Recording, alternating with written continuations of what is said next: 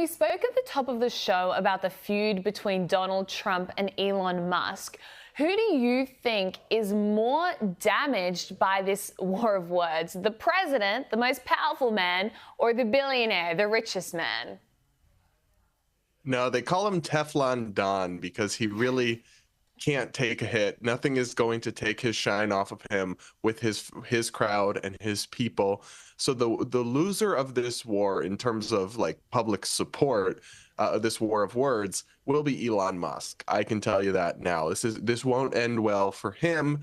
I think on some of the policy matters, I actually think he has some good points, but I think he crossed a line with a lot of people by making some really disturbing personal insinuations about Trump rather than just like disagreeing with the big bill or the tariffs or other things. And so that lost him a lot of support. But Elon, I think he thinks that Twitter is real life and that because he has a lot of people who agree with him and worship everything he says on that website, that's representative of the real world. But it is most certainly not. In the real world, offline, MAGA is with Trump, and they like Elon, but only to the extent that he's in Trump's good graces and he's part of that. They are not going to turn against Trump because Elon does. That's not happening.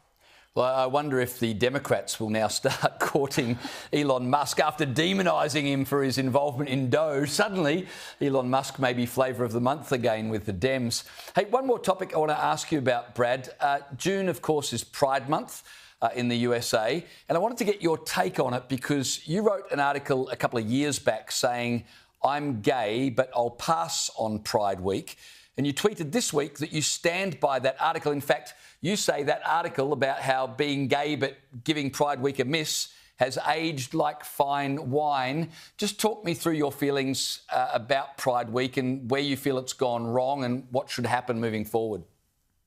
Yeah, well, we actually do a whole month here. We do the whole month of June, and I think it's turned into a disaster that's counterproductive at this point. I mean, at least in big cities and big urban enclaves, you'll have people naked in the streets. You'll have fetish and kink displays as part of it, even sometimes when there are kids at the events. And that has nothing to do with me. That has nothing to do with me living my life, how I'll be happiest. And I don't support that. We've also had the Pride movement hijacked by left-wing politics. You'll go there and you'll find anti-Trump signs. You'll find anti-gun. You'll find pro-abortion, all sorts of stuff that whatever your opinion on it has nothing to do with being gay. And then, of course, you get to the issue of it being conflated with a very radical gender agenda. Like, listen, nothing about my rights or acceptance as a gay man should ever be tied to some of the radical things like medically transitioning kids or putting biologically male sex offenders in women's prisons, which they've done in California.